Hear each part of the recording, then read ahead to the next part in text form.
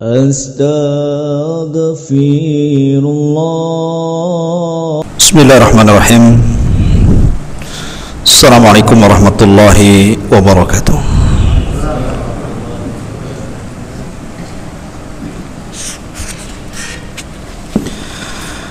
Alhamdulillah wassalatu wassalamu ala Rasulillah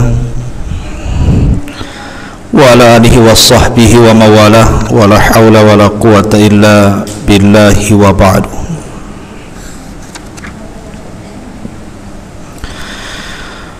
Baik, kita lanjutkan pembahasan kita, masih membahas kitab Tauhid. Kita masuk pada bab ke-34, bab qaulullah afa aminu makrallah. Bab yang membahas tentang merasa aman dari siksa Allah dan berputus asa dari rahmat Allah subhanahu wa ta'ala.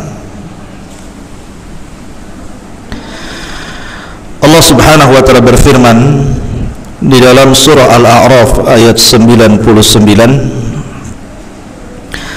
afa aminu makrallahi fala ya'manu makrallahi illal qaumul khasirun.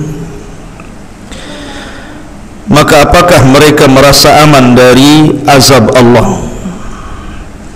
Tidaklah orang yang merasa aman dari azab Allah kecuali orang-orang yang rugi.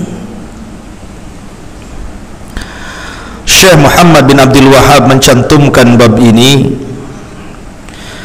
karena orang yang merasa aman dari azab Allah atau dari makar Allah Azza wa Jal menyelisihi tentang tauhid. Karena orang yang bertauhid kepada Allah tidak boleh merasa aman dan harus senantiasa takut, dikhawatirkan sekonyong-konyong Allah subhanahu wa ta'ala akan mengantarkan azabnya kepada kita.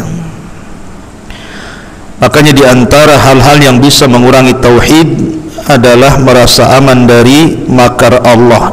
Sinilah dicantumkan bab yang ke-34 ini. Ma'asyiral muslimin yang dimuliakan Allah subhanahu wa ta'ala, bicara tentang makar ataupun azab Allah subhanahu wa ta'ala,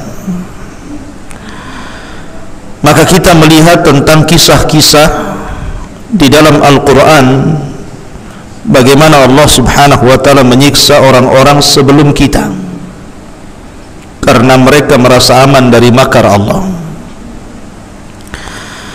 Ada satu kisah di dalam surah Yasin, bagaimana orang-orang yang mendustakan para nabi yang diutus kepada mereka, bahkan mereka meminta kepada para nabi itu untuk membuktikan kalau mereka benar, datangkan azab Allah kepada mereka. Maka karena mereka menantang Allah dan merasa aman dari azab Allah, betul-betul Allah kirimkan kepada mereka. Allah utus satu malaikat yang sangat kokoh kuat, Jibril alaihi salatu wassalam, berdiri di pintu desa, kemudian berteriak satu teriakan, maka cukup menghancurkan kota itu. Begitu juga kisah Ashabul Jannataini yang Allah jelaskan di dalam surah Al-Kahfi. Ketika Allah subhanahu wa ta'ala anugerahkan ke negeri Yaman, ada sebuah penduduk negeri itu Allah anugerahkan banyak kenikmatan yang luar biasa. Makanya disebut Jannataini, karena saking indahnya, suburnya, banyak buah-buahan di dalamnya, disebut jannah, surga.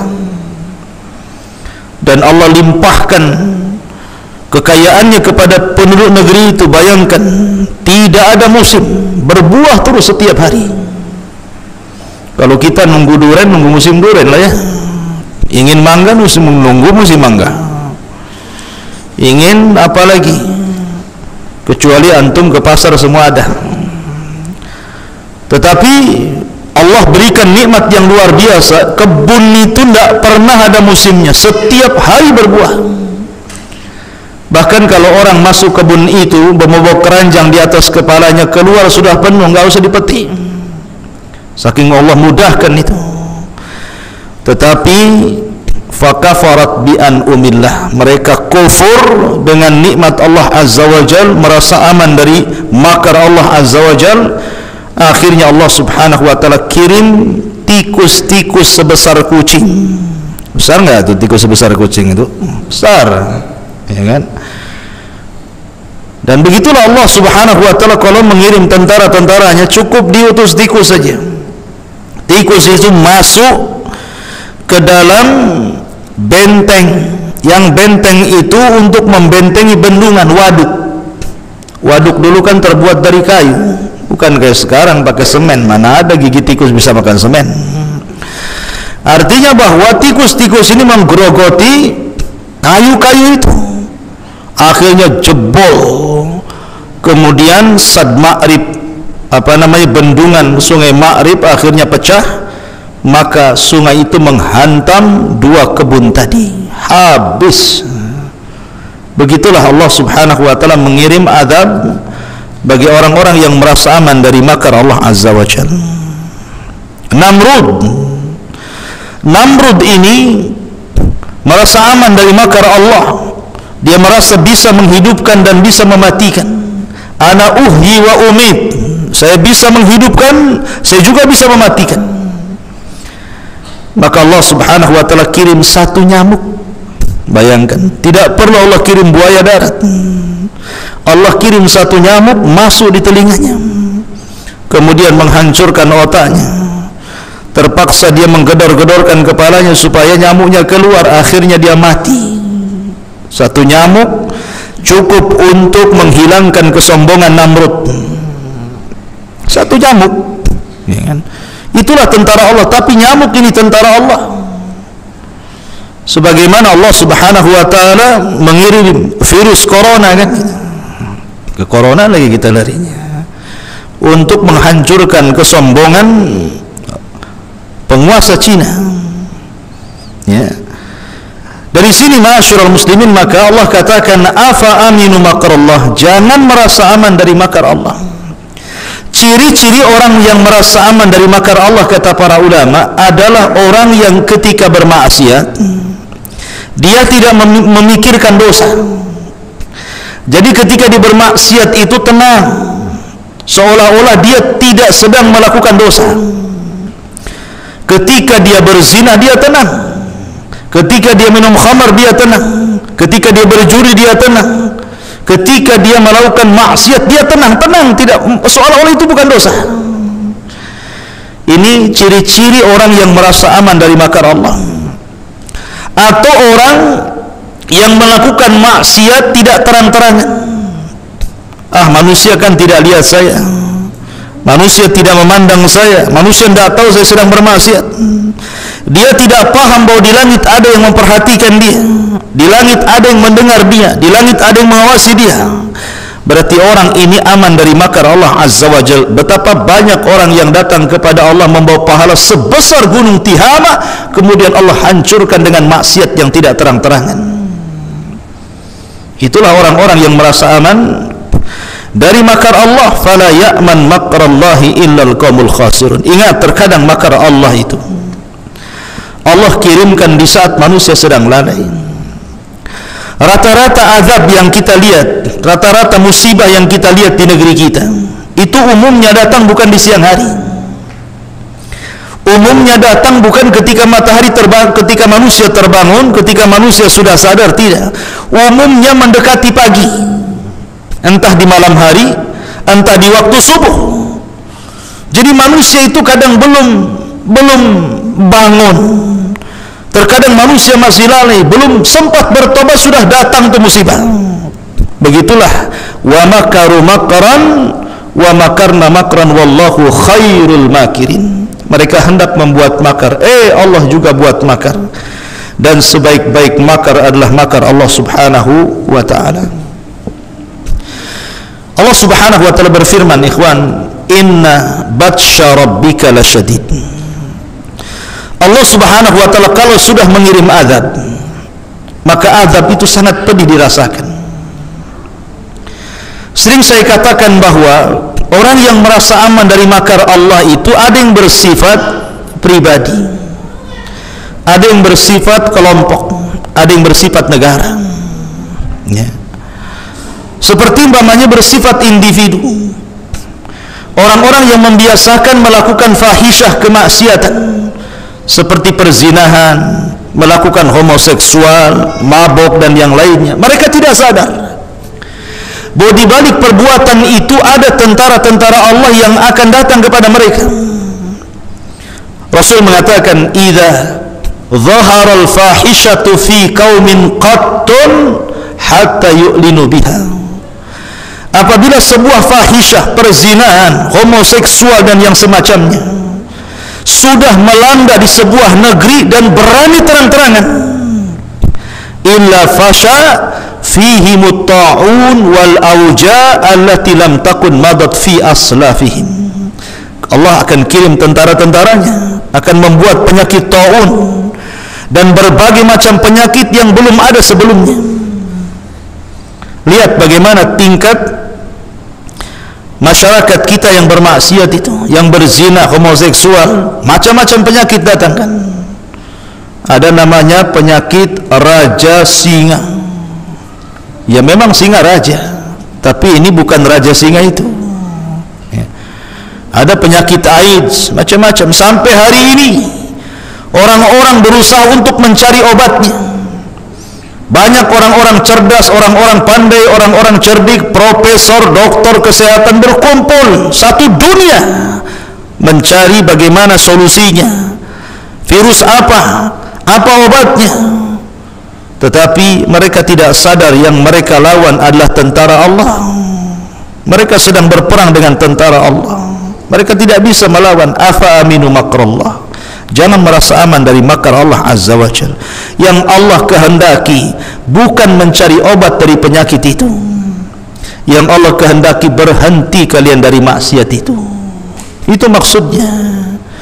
Kita dituntut bukan mencari obat, kita dituntut berhenti. Kalau berhenti tidak perlu cari obat, sembuh sendiri. Karena Allah akan mencabut tentara-tentaranya. Tetapi ketika orang merasa aman dari makar Allah, karena orang-orang yang seperti ini, kalau dihadapkan dua manusia, satu ustadz, satu dokter, dia lebih takut dengan dokter dibandingkan sama ustadz. Sering saya katakan seperti itu. Coba Anda berceramah kepada para wanita-wanita Malang atau kepada pria-pria hidung gosong, ya. Coba antum ngomong sama dia, ini dalilnya tidak boleh, ini hadisnya, ini ayatnya, jangan merasa aman dari makar Allah. Tenang-tenang saja dia. Coba dokter mengatakan, kamu ini 3 hari lagi mati, ada air di badanmu, berhenti kamu. Ditakut-takuti dokter, dia takut. Padahal dokter nggak pakai dalil. Dokter hanya ngomong, kamu sebulan lagi masalah, berhenti dia. Coba bayangkan, dia takut sama dokter tapi tidak takut kepada Allah. Itulah orang merasa aman dari makar Allah Azza wa Jalla. Ada sifatnya memang melembaga. Makar Allah itu bisa datang sifatnya melembaga seperti sebuah negara. Sebagaimana Allah Subhanahu wa taala berfirman, "Malam tahkum a'immatuhum bi kitabillah wa yatakhayyaruna ma anzalallah illa ja'alallahu ba'sahum bainahum syadid." Ketika sebuah negara itu sudah tidak menerapkan hukum Islam, sudah lari dari hukum-hukum Allah, sudah lari dari hukum-hukum Rasulullah, dan mengatakan bahwa musuh negara adalah agama. Ada yang mengatakan seperti itu, bahwa musuh negara ini agama, musuh Pancasila itu agama. Hati-hati kalau ngomong, ya. Yang menyelamatkan negeri ini adalah orang-orang yang beragama. Kalau satu negeri tidak ada yang sholat, Allah kirim azabnya, ikhwan. Kalau di sebuah negeri tidak ada yang ngaji, tidak ada majelis ilmu, tidak ada yang mempelajari halal dan haram, negeri ini sudah hancur. Bukankah Allah yang mengatakan walau anna ahlal qura amanu wattaqau la fatahna alaihim barakatin minas sama'i wal ardh. Apabila penduduk negeri ini beriman dan bertakwa kepada Allah, Allah buka berkah langit dan berkah bumi. Walakin kadzabu, tapi mereka mendustakan, fa akhadnahum, maka kami azab mereka. Ya. Jadi pernyataan seperti ini pernyataan yang ngawur, bukan hanya keliru tapi salah. Jahil orang yang mengatakannya. Ya. Dia tidak sadar bahwa mereka aman hidup di negeri ini karena banyak para ulama. Mereka tidak sadar bahwa tidak datang azab ke negeri ini karena banyak ahli ibadah. Banyak ahli ibadah yang berpegang kepada agama. Kalau tidak ada agama sudah hancur negeri ini. Ya. Ma'asyiral muslimin, maka ini orang-orang yang merasa aman dari makar Allah ini. Dia tidak sadar nanti Allah akan kirim sebuah bencana yang Allah katakan wattaqu fitnatan la tusibanna alladziina zalamu minkum khassah. Ingat fitnah Allah, azab Allah ini kalau Allah timpakan bukan hanya orang baik kena, bukan orang jahat saja kena, orang baik pun kena. Ya, cuma nanti dibangkitkan ala niyatihim, sesuai dengan niat mereka tentunya. Ya. Jadi jangan merasa aman dari makar Allah, karena ini termasuk dosa besar. Kemudian Allah mengatakan wa man yaqnut min rahmati rabbih illa dhallun. Tidak ada orang yang berputus asa dari rahmat Allah kecuali orang-orang yang sesat. Ini kebalikannya. Kebalikan daripada orang yang merasa aman dari makar Allah. Kalau orang yang merasa aman dari makar Allah, dia maksiat tenang-tenang saja. Dia berjudi tenang, dia melakukan perbuatan menyelisih sunnah tenang saja, dia melakukan kesyirikan tenang saja. Itu namanya aman dari makar Allah. Tapi ini kebalikannya. Ini kebalikannya orang-orang yang ingin bertobat. Dia sudah jenuh maksiat, dia sudah jenuh melakukan dosa, dia ingin kembali kepada Allah subhanahu wa ta'ala, tapi karena merasa dosanya segudang, dosanya selangit, dosanya membumbung ke awan, akhirnya tidak jadi bertobat karena merasa dia hina dan tidak pantas untuk diampuni Allah azza wa jalla. Putus asa dari rahmat Allah azza wa jalla. Ya. Ini kebalikan daripada orang yang pertama. Ingat, jangan putus asa dari rahmat Allah. Di zaman Bani Israel ada orang membunuh 99 nyawa. Kalau antum punya tetangga pembunuh dengan cara sadis dimutilasi, wah, antum sudah sadis sekali orang itu. Padahal baru satu dia bunuh. Bagaimana kalau dia bunuh 99 jiwa tuh? Sadis sekali dia. Berarti jahat sekali dia membunuh orang. Rasa-rasanya nyawa tidak berharga bagi dia. Tapi Allah berikan hidayah. Akhirnya pembunuh ini sadar bahwa apa yang selama ini dia lakukan salah. Maka dia pun kemudian ingin bertobat. Datanglah dia kepada ahli ibadah. Datang kepada ahli ibadah, tapi bukan datang ke ulama. Ahli ibadah itu tidak punya ilmu, rajin ibadah. Kata ahli ibadah ini, kayaknya kamu tidak bisa diterima taubatmu, Bung. Kenapa? Karena kau sudah membunuh 99 nyawa, sudah tertutup pintu tobatmu tuh. Geram dia dapat jawaban, keluar insting membunuhnya, dibantainya pula si ahli ibadah ini. Genaplah 100 nyawa dia bantai, ya kan? Akhirnya dia tidak putus asa. Dia ingin terus mencari kemanakah saya harus bertobat, kemanakah saya harus mengadukan perkara saya. Allah takdirkan berjumpalah dia dengan ahli ilmi, dengan ulama, dan ulama berbeda dengan ahli ibadah.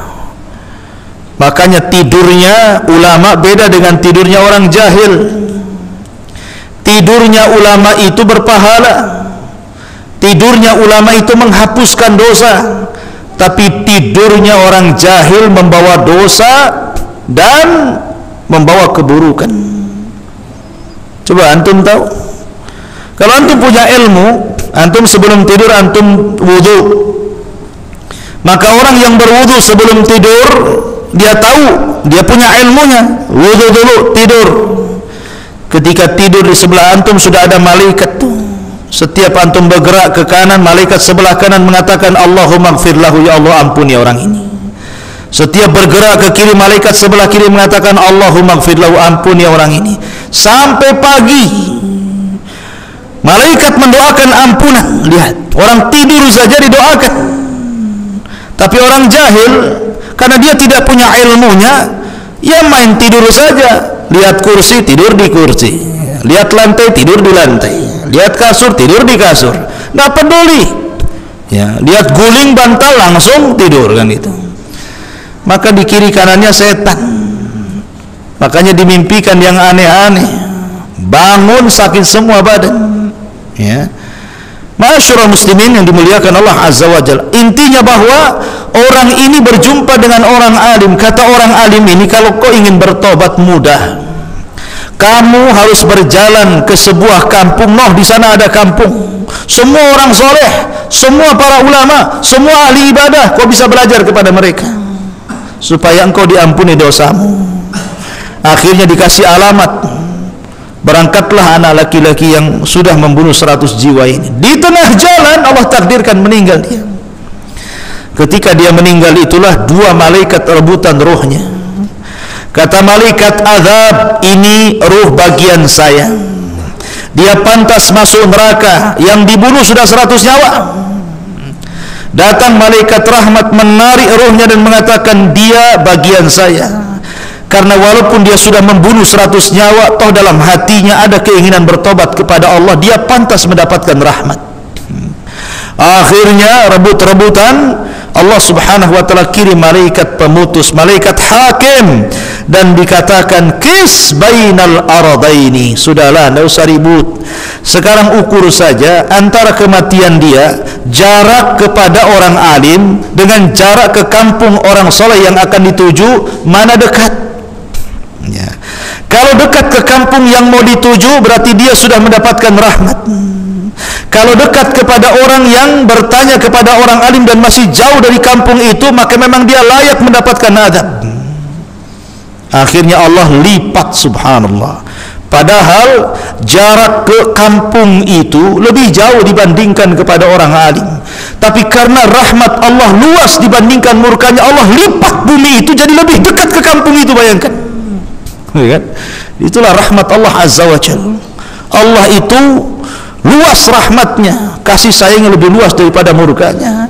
Maka ketika diukur, bukan ukuran tukang, ukuran malaikat, ya, maka akhirnya kemudian lebih dekat ke negeri tersebut. Maka malaikat hakim mengatakan, ambillah ruh itu wahai malaikat rahmat, masukkan dia ke dalam surga. Begitulah gambaran orang-orang yang tidak pernah putus asa mencari taubat, tidak putus asa mencari hidayah. Karena banyak orang-orang yang putus asa. Mungkin dari kecil dia maksiat sampai dia tua baru mau tobat, mikir Allah ini mengampuni saya atau tidak, pantas gak saya diampuni, pantas saya mendapatkan ampunan. Akhirnya dia pun putus asa. Ketika putus asa itulah balik lagi dia maksiat. Ya. Maka jangan pernah putus asa dari rahmat Allah, karena inna rahmati wasi'at ghadabi, rahmatku lebih luas dibandingkan kemurkaanku. Ya, rahmatku lebih luas dibandingkan kemurkaanku. Rahmat Allah luas, dan kasih sayang Allah kepada hambanya jauh lebih sayang dibandingkan seorang ibu kepada anaknya. Ketika Nabi SAW menawan beberapa tawanan, ada wanita kemudian punya bayi, tiba-tiba bayinya hilang di dalam tawanan itu. Maka wanita ini menjerit-jerit, menangis-nangis, mencari-cari bayinya. Kemana bayi saya? Kemana bayi saya? Dia cari ke sana kemari, dia ketemu. Ketika sudah putus asa, sudah tidak punya lagi ingin hidup lagi karena sudah buah hatinya hilang. Tiba-tiba Allah takdirkan bayi itu ketemu. Masya Allah, bahagianya, sayangnya ibu itu kepada bayi itu luar biasa. Maka Rasul mengatakan ke hadapan para sahabatnya, lihat kasih sayang ibu itu kepada bayi. Allahu arham min ibadih. Ingat, Allah lebih sayang kepada kalian dibandingkan sayangnya ibu itu kepada anak itu. Makanya seorang ulama ketika ditanya, kalau seandainya Allah Subhanahu wa ta'ala memberikan peradilannya pada hari kiamat, didatangkan dua, satu orang tua kita, satu Allah Subhanahu wa ta'ala, lebih baik mana kau? Apakah lebih baik orang tuamu yang menghisab dirimu ataukah Allah yang menghisab dirimu? Maka dia mengatakan, aku lebih baik dihisab Allah dibandingkan orang tua yang menghisabku. Kenapa? Karena kasih sayang Allah jauh dibandingkan kasih sayang orang tuaku. Begitulah rahmat Allah Azza wa Jalla. Maka Allah mengatakan, waman yaqnatu min rahmati rabbih illa zalun. Ya, tidak ada orang-orang yang putus asa dari rahmat Allah Azza wa Jalla kecuali orang itu sesat, pasti sesat. Ya. Kemudian hadis Nabi SAW bersabda dari Ibnu Abbas radhiyallahu anhuma, Rasul ditanya tentang dosa-dosa besar, maka beliau kemudian menjawab, asyirku billah wal ya'su min rauhillah wal amnu min makrillah. Pertama, syirik kepada Allah. Yang kedua, putus asa dari rahmat Allah. Yang ketiga, merasa aman dari makar Allah. Lihat, Allah di sini Rasul sallallahu alaihi wasallam meletakkan putus asa dari rahmat dan aman dari makar setelah kesyirikan. Setelah kesyirikan kepada Allah menunjukkan bahwa ini dosa besar. Ya. Dan dosa besar itu, setiap dosa yang ada hukumannya secara khusus, baik di dunia ataupun di akhirat. Di dunia secara khusus, kalau maling dipotong tangan, kalau berzina dan dia muson dirajam, kalau dia minum khamar didera dipukul 40 kali, di zaman Rasul, di zaman Umar 80 kali. Itulah hukuman khusus di dunia. Ataupun hukuman khusus di akhirat, diancam dengan azab, diancam dengan neraka, diancam dengan jahanam, diancam dengan wail, diancam dengan lembah, dan begitu seterusnya. Maka setiap dosa yang ada ancaman khusus di dunia dan ada ancaman khusus di akhirat, berarti dosa itu dosa besar. Dalam bahasa lain, kullu ma khutima bil la'nati wal ghadabi wal wa'idi fahuwa minal kabair. Kata para ulama, setiap dosa yang ada laknatnya, yang ada murkanya, yang ada ancamannya, maka dosa itu disebut dosa-dosa besar. Dosa kecil ya di bawah itu. Ya. Lah di antara dosa besar adalah putus asa dari rahmat Allah dan merasa aman dari makar Allah. Abdul Razzaq As-San'ani meriwayatkan dari Abdullah bin Mas'ud radhiyallahu anhu, akbarul kabair al-isyraku billah wal amnu min makrillah wal qunutu min rahmatillah wal ya'su min rauhillah. Di antara dosa-dosa besar itu, maksudnya dosa-dosa besar yang paling besar. Ada dosa besar, tapi ada dosa besar di atasnya dosa besar lagi, gitu maksudnya. Kemudian Rasul menyebutkan, satu, syirik kepada Allah. Dua, merasa aman dari siksa Allah. Tiga, putus asa dari rahmat Allah. Dan empat, putus harapan dari kebaikan Allah Subhanahu wa ta'ala. Apa bedanya putus asa dari rahmat Allah dengan putus harapan dari kebaikan Allah? Ya. Kalau putus asa dari rahmat Allah ini, memang dia suudzon kepada Allah. Orang ini suudzon, berburuk sangka kepada Allah. Kalau dia bertobat, Allah nggak akan ampuni, gitu maksudnya. Suudzon dia. Adapun dia putus harapan dari kebaikan Allah, dia tidak yakin bahwa setiap kebaikan ada balasannya. Ya, setiap kebaikan itu ada balasannya. Dan Allah kalau membalas itu lebih dibandingkan kebaikan kita yang kita berikan kepada Allah.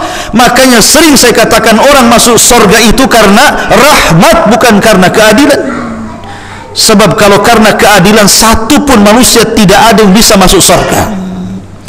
Makanya di zaman Bani Israel ada seorang rahib, tidak pernah maksiat hidupnya, dari kecil sampai wafat beramal saleh. Kemudian dia berada di depan pintu surga. Allah katakan, udkhul jannah, masuk ke dalam surga. Tapi seorang rahib ini mengatakan, tidak ya Rabb, Ketika Allah mengatakan udkhul al-jannah bi rahmati, masuklah ke dalam surga karena rahmatku.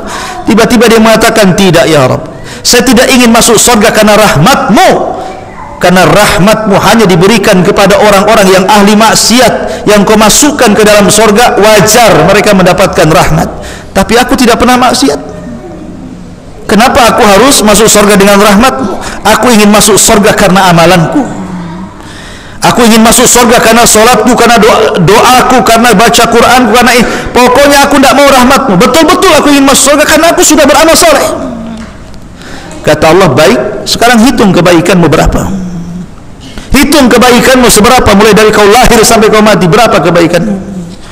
Dihitunglah kebaikan dia. Rupanya kebaikan dia tidak sebanding dengan nikmat Allah berupa penglihatan. Kita bisa melihat itu nikmat. Rupanya satu nikmat Allah tidak bisa menandingi seluruh kebaikannya. Baru satu nikmat itu, belum lagi nikmat yang lainnya, ya. Akhirnya kemudian ketakutanlah dia kalau itu yang terjadi, dia sudah dibalas dengan nikmat Allah, dia tidak jadi masuk surga nantinya kan. Akhirnya dia mengatakan, ya sudah ya Rabb, masukkan aku karena rahmatmu, katanya. Lihat ya, ma'asyiral muslimin yang dimuliakan Allah Azza wa Jalla. Jadi yakinlah bahwa setiap perbuatan kita itu ada balasannya. Dalam bahasa ulama, kama tadinu tudan. Sebagaimana engkau melakukan perbuatan, sebagaimana itu pula Allah akan membalas perbuatan itu, baik ataupun buruk. Jazaa'ul ihsan ilal ihsan, balasan yang baik kebaikan. Tetapi al-jaza'u min jinsil amal, terkadang balasan keburukan itu juga sesuai dan setimpal dengan amalannya. Kama tadinu tudan, sebagaimana kau melakukan sesuatu, begitu pula Allah akan lakukan sesuatu kepadamu. Anda menyakiti tetangga, nanti ada tetangga yang menyakiti kamu. Anda mendolimi orang, nanti ada orang yang mendolimi kamu. Anda menjahati orang, nanti ada orang jahat datang kepadamu. Anda mengambil hak orang, nanti akan ada orang mengambil hak kamu. Begitulah kama tadinu tudan. Sebagaimana kau melakukan sesuatu, maka Allah akan lakukan sesuatu yang sama kepadamu. Baik kebaikan, Allah balas dengan yang lebih baik, ataupun keburukan, Allah balas dengan keburukan yang setimpal dengan perbuatannya. Ma'asyiral muslimin yang dimuliakan Allah Azza wa Jalla, maka termasuk iman ataupun termasuk aman dari makar Allah atau azab Allah dan berputus asa dari rahmat Allah, kedua-duanya menyelisihi tauhid. Menyelisih tauhid, ya, dan mengurangi tauhid, dan bisa masuk kepada kesyirikan, ya, bisa masuk kepada kesyirikan, ikhwatu fiddin. Oleh karena itulah maka di sini dicantumkan bab apa-apa yang bisa mengurangi tauhid, merasa aman dari siksa Allah dan putus asa dari rahmat Allah, pada bab ke-34. Wallahu a'lam. Kita masuk nanti pada bab ke-35. Baik, sebelum saya tutup, sila kalau ada orang yang nak bertanya.